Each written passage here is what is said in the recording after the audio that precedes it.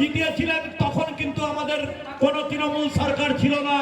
আশা করব, শুধু এই গর্বে কথা বলি যে গোটা কালিয়াগঞ্জেই কিন্তু 13 নম্বর ওয়ার্ডকে সবাই ভালো চোখে দেখে, এই কারণে যে আপনারা প্রথম কালিয়াগঞ্জে পৌরসভায় 2009 সালে নির্বাচিত করেছিলেন একজন তৃণমূল কাউন্সিলরকে, যিনি আপনাদের সামনে বক্তব্য রাখছেন, ঈশ্বর রজক।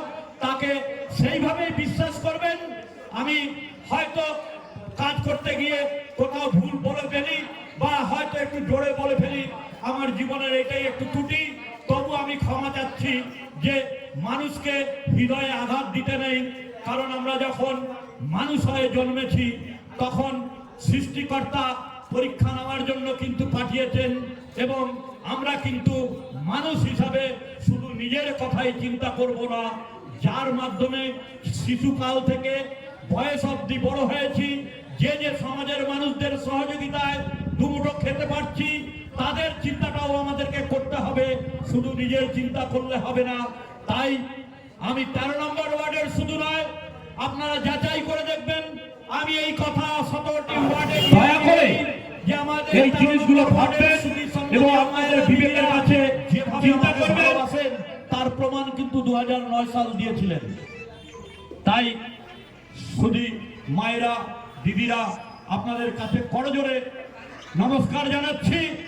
আপনারা আগামী 26শে এপ্রিল, বারে বারে এই কথাটাই বলছি, কারণ আজকে নির্বাচনী কার্যালয়ের প্রধান উদ্দেশ্যটাই হচ্ছে 26শে এপ্রিল কৃষ্ণ কল্যাণীকে 13 নম্বর ওয়ার্ড থেকে বিপুল ভোটে জয়যুক্ত করা।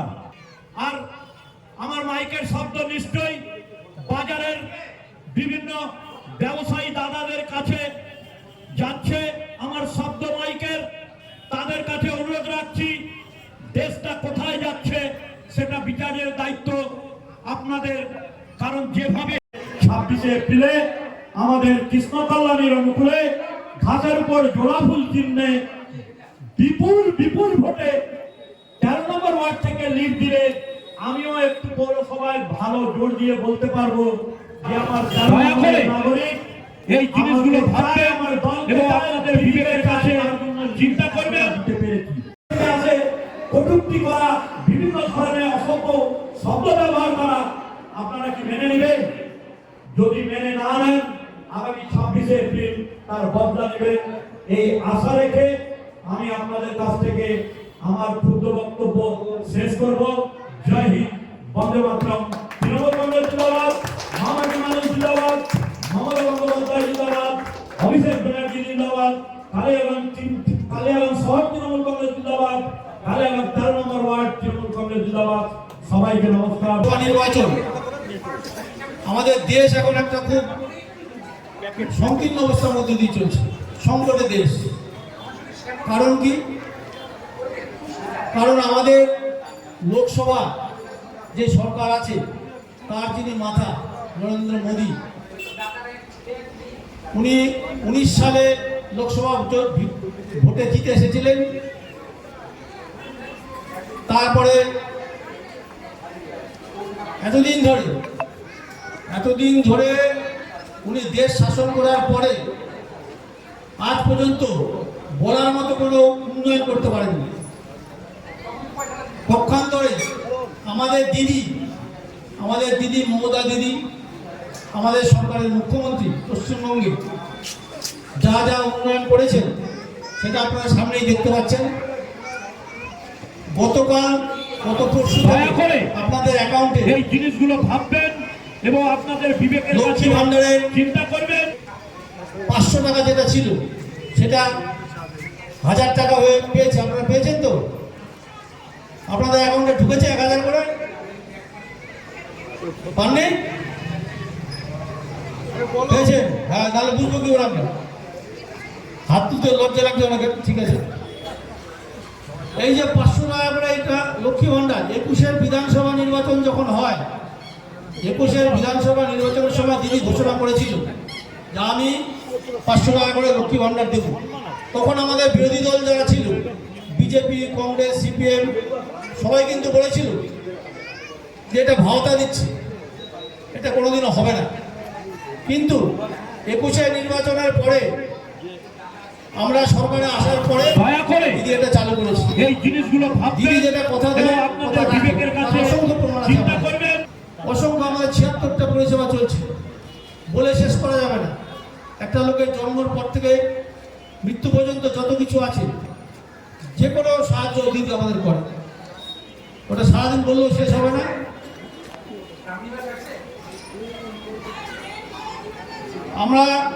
আপনারা দেখছেন, আপনারা এই হাসপাতালে দিকে যান, 21 নির্বাচনের আগে বিধানসভায় আমরা জিততে পারিনি, কালিয়াগঞ্জে হেরে গেছি।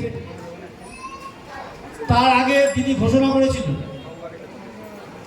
আমি দিদির কাছে বলেছিলাম আমাদের দলের তরফ থেকে যে আমাদের হাসপাতালটাকে 100 বেডের করতে হবে।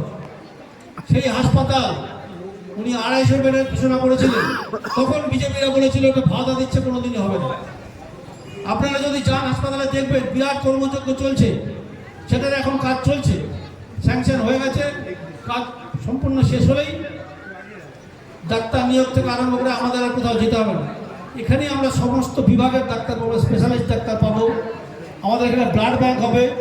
কুনোরে চলে যান, কুনোরে দেখবেন স্বাস্থ্যকেন্দ্র 30 একটা হাসপাতাল দয়া করে এই একদম জিনিসগুলো ভাববেন এখন উদ্বোধন এবং হবে, আপনাদের উদ্বোধন হবে। বিবেকের কাছে এই যে চিন্তা উন্নয়ন করবেন।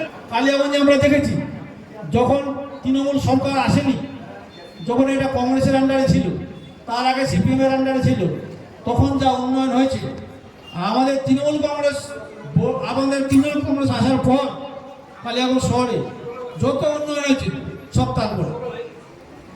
তখন যিনি চেয়ারম্যান ছিলেন আমাদের দলের, আমি যখন এমএলএ ছিলাম, উনি ওই দরখাস্তগুলো নিয়ে আসতেন, আমি রেকমেন্ড করে দিতাম, ওটা নিয়ে কলকাতা যেতেন। কলকাতার যে কোনো স্কিম নিয়ে গেলে পাস হয়ে আসতেন। সরকার করেছে, আমাদের সরকার, আমি করিনি, অন্য কেউ করেনি, সরকারই করেছে। আমাদের দিদি যতদিন আছে আমাদের দেখতে হবে দিদি আমাদের যা দিচ্ছে আমরা যেন তার বদলে দিদিকে কিছু দিতে পারি। আমাদের দুর্ভাগ্য যে আমরা গত 21 নির্বাচনে এখান থেকে আমাদের প্রতিনিধি জিততে পারেনি, বিজেপিকে জিতেছিল, বিজেপি জিতেছিল। সেই বিজেপি আবার পরে তৃণমূলে চলে এসেছিল, আবার তিনি বিজেপিতে চলে গেছে। কাজে ভোটটা দেওয়ার আগে আমাদের চিন্তা ভাবনা করে দিতে হবে। এখন পয়সার লোভে সবাই দল ছেড়ে চলে যাচ্ছে, সেইটা করা যাবে না। আমাদের 14 নম্বরের কাউন্সিলে চলে আসছে শম্পা কুণ্ডু বছর,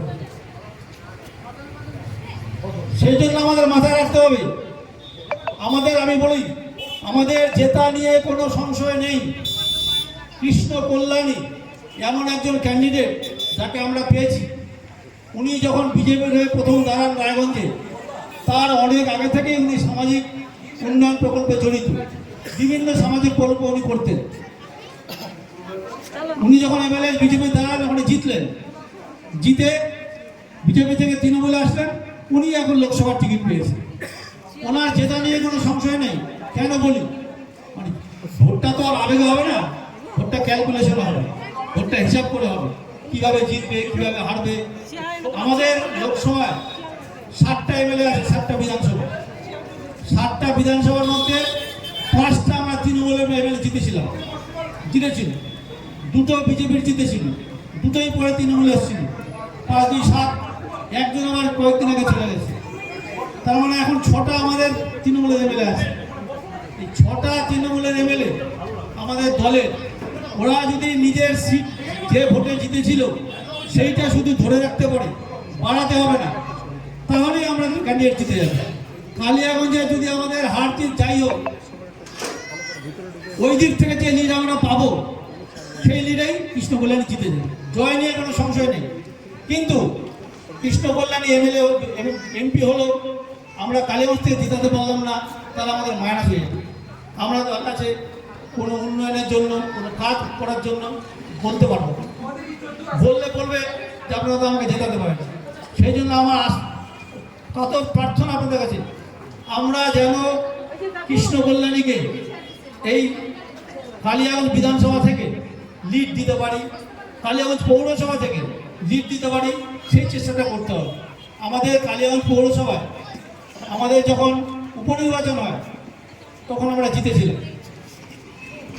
আমাদের যখন 21 বিধানসভা নির্বাচন আমরা কালিয়াগঞ্জে মাইনাস ছিলাম, তারপরে পৌর নির্বাচন হলো, পৌর নির্বাচনে আমাদের বোর্ড এসছে।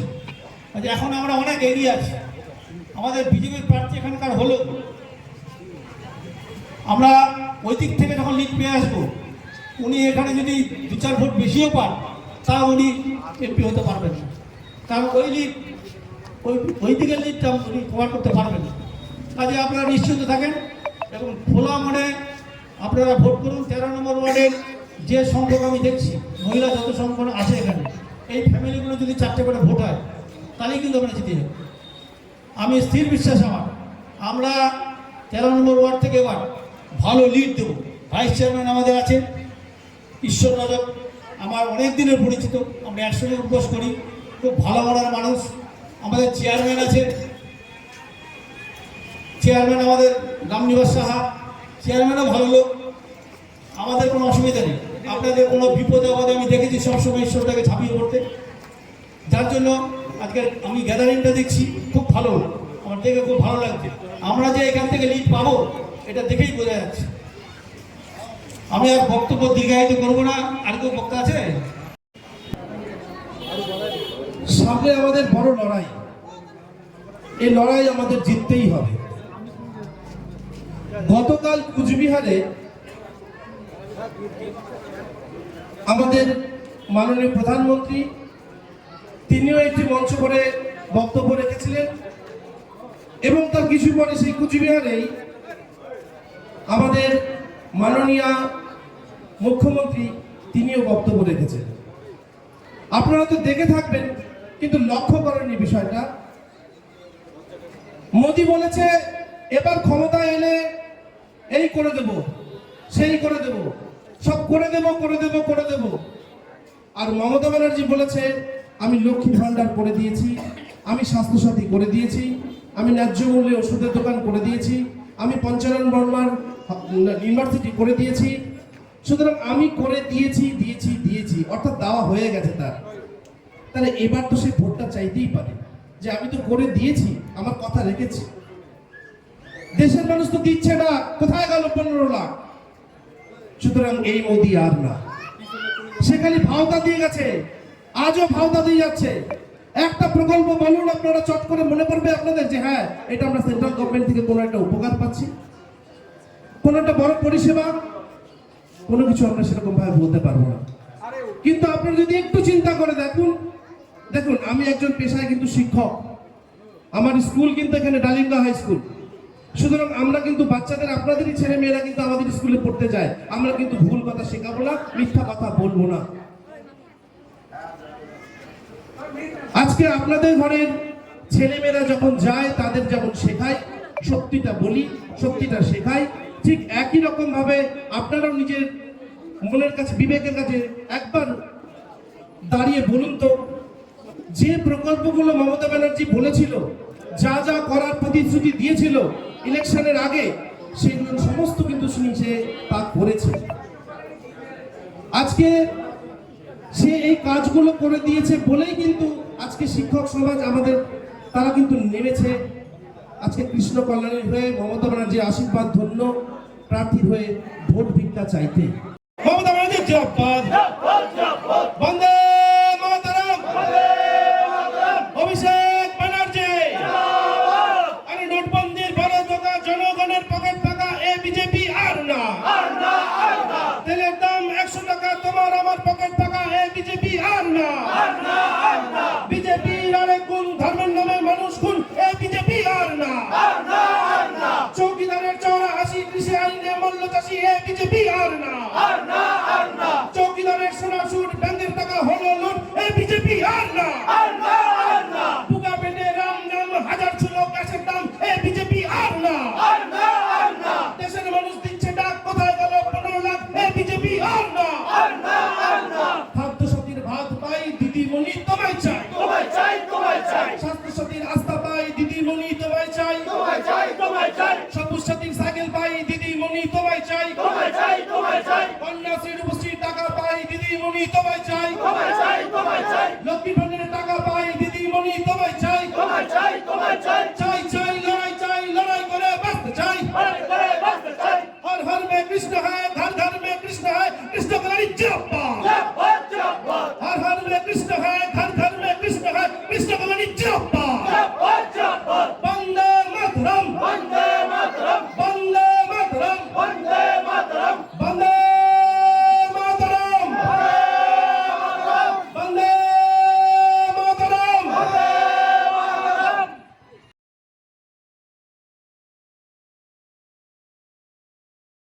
আপনি কি একজন বই প্রেমী, কিংবা আপনি কি বই পড়তে ভালোবাসেন কিন্তু আপনার পছন্দ মতো বই কোথা থেকে ক্রয় করবেন ভাবছেন?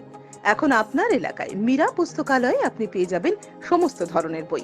যেমন এখানে পাবেন স্কুল কলেজের পাঠ্যপুস্তক, বিভিন্ন চাকরির পরীক্ষার বই, এছাড়া ধর্মগ্রন্থ, শিক্ষামূলক সামগ্রী, অফিস স্টেশনারি, ড্রয়িং সামগ্রী এবং খেলাধুলার সরঞ্জাম মীরা পুস্তকালয় থেকে ক্রয় করতে পারবেন। তাহলে আজই যোগাযোগ করুন আমাদের ঠিকানায়, সুকান্ত মোড়, কালিয়াগঞ্জ, উত্তর দিনাজপুর। যোগাযোগের জন্য নম্বর 8945933128।